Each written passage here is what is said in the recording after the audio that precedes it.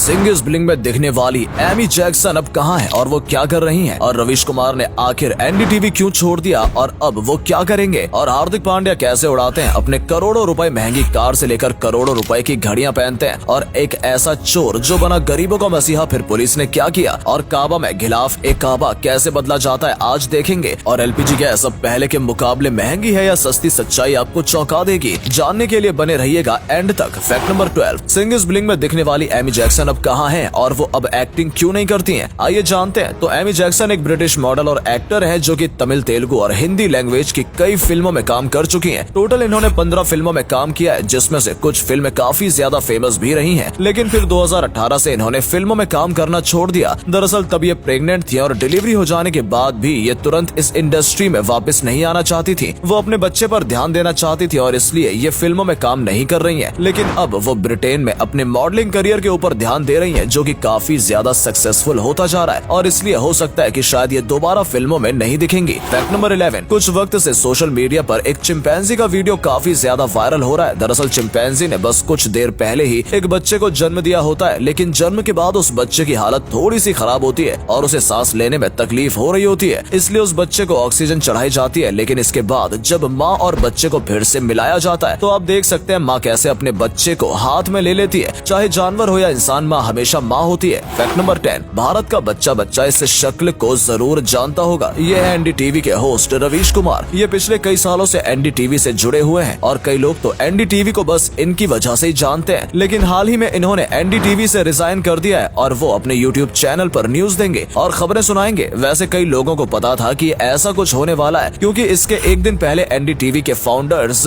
प्रणॉय और राधिका रॉय भी board member की पोजीशन से हट गए और फिर लोगों को लगा था कि रवीश कुमार भी रिजाइन कर देंगे और ऐसा ही हुआ। अब ये इसकी जगह पर अपने यूट्यूब चैनल पर न्यूज देंगे, जैसा कि कई रिपोर्टर्स करते हैं। फैक्ट नंबर 9, इंडिया के सबसे अमीर एक्टिव क्रिकेटर भले विराट कोहली होंगे, लेकिन हार्दिक पांड्या का स्वैग भी कम नहीं है। इनके पास एक से एक कार मौजूद है और इनका कार कलेक्शन काफी ज्यादा बड़ा है। रेंज रोवर से लेकर मिनी कूपर तक, यहाँ तक कि लैम्बोर्गिनी जैसी कार भी अपने पास ये रखते हैं और अक्सर ये वडोदरा की सड़कों पर महंगी महंगी कार चलाते हुए दिख जाते हैं। साथ में हार्दिक पांड्या को वॉचेस का भी बहुत ज्यादा शौक है। आपको नहीं पता होगा, लेकिन अक्सर हार्दिक पांड्या के हाथ में जो अलग अलग चमचमाती घड़ी देखी जाती है वो कई बार लाखों की नहीं बल्कि करोड़ों की होती है। ये 1 करोड़ से लेकर 2.5 करोड़ तक की घड़ियां पहनते हैं और इनके आलिशान घर की क्या ही बात करें। हार्दिक पांड्या हर महीने 2 करोड़ से ज्यादा रुपए कमाते हैं। फैक्ट नंबर 8, आज तक आपने गरीबों के मसीहा के बारे में बस फिल्मों में देखा होगा, लेकिन आज आप गरीबों के मसीहा को देख भी लीजिए। दरअसल ये एक चोर है जिसने $10,000 का माल चोरी किया था और जब पुलिस ने उसे पकड़ लिया तो इसने सब कुछ सच बता दिया कि हाँ, मैंने ही माल चोरी किया था। और जब इससे पूछा गया कि तुमने इस चोरी किए हुए माल के पैसों का क्या किया, तो इसने कहा कि उन पैसों को मैंने गरीबों में बांट दिया। इसने गरीबों को खाना खिलाया और कुछ पैसों से कुत्तों को भी खाना खिलाया। इसने जो किया वो काफी नेक दिल था, लेकिन इसका तरीका गलत था। मिला कितना तुमको चोरी का माल?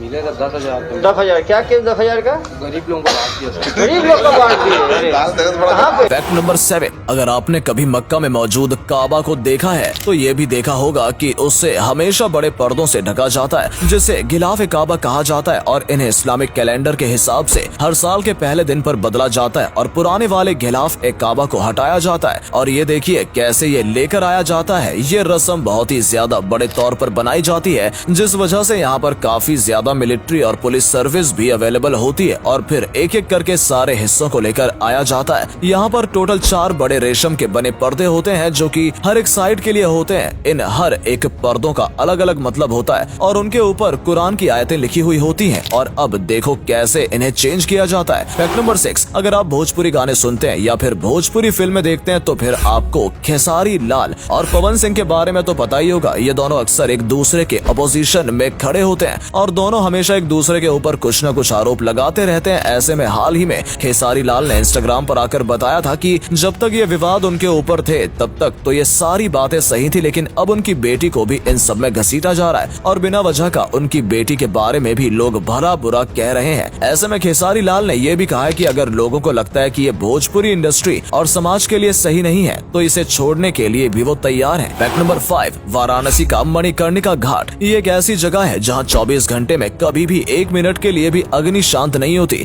दरअसल ये एक शमशान घाट है जो कि बहुत ज्यादा पवित्र माना जाता है। कहा जाता है कि अगर कोई व्यक्ति अपनी जिंदगी के आखिरी पल यहाँ बिताता है तो उसे तुरंत मोक्ष मिल जाता है और इसी वजह से कई लोग वाराणसी के मणिकर्णिका घाट पर अग्नि संस्कार करने आते हैं। यहाँ सबसे पहले शव को जलाया जाता है और उसे घाट के पानी में डालकर शुद्ध किया जाता है और इसके बाद उसे अग्नि संस्कार दिया जाता है। यहाँ पर जो मंदिर मौजूद है वो भी कई सौ साल पुराना है। फैक्ट नंबर 4, संजय कपूर को तो आपने कई बार देखा होगा, लेकिन क्या आप उनकी बेटी के बारे में जानते हैं? उनकी बेटी है शनाया कपूर और ये भी एक एक्टर है। हालांकि अभी तक इनकी कोई फिल्म नहीं आई है, लेकिन कुछ ही वक्त में इनकी एक फिल्म रिलीज होने वाली है जिसका अभी तक बस पोस्टर रिलीज किया गया है। ये इनकी डेब्यू फिल्म होगी। वैसे तो इससे पहले ये लाइमलाइट और फिल्मों की दुनिया से दूर ही रहती थी, लेकिन फिर भी ये थोड़ी बहुत कंट्रोवर्सी में पड़ गई थी क्योंकि कुछ लोगों का कहना था कि इन्होंने लिप्स जॉब करवाया है और जबकि उनका कहना था उन्होंने ऐसा नहीं करवाया है। वैसे ही अपनी खूबसूरती की वजह से सोशल मीडिया पर काफी पॉपुलर है। फैक्ट नंबर 3, आपने देखा होगा बड़े बड़े एस्केलेटर्स के बाजू में एक ब्रश लगे होते हैं और लोगों का मानना है कि ये ब्रश आपके जूते साफ करने के लिए बनाए गए हैं, लेकिन ऐसा नहीं है। दरअसल ऐसे एस्केलेटर में बहुत ही ज्यादा पावरफुल मोटर लगाई जाती है और अगर ध्यान नहीं दिया जाएगा तो लोगों के कपड़े और जूते जो हैं वो इन मोटर में चिपक जाएंगे और ये बहुत ज्यादा पावरफुल है जिस वजह से काफी खतरनाक एक्सीडेंट हो सकता है। इसलिए ये ब्रश दिए जाते हैं जिसका मतलब ये होता है कि आपको इस ब्रश से अंदर तक पैर नहीं डालने हैं, यानी कि ये एक तरीके से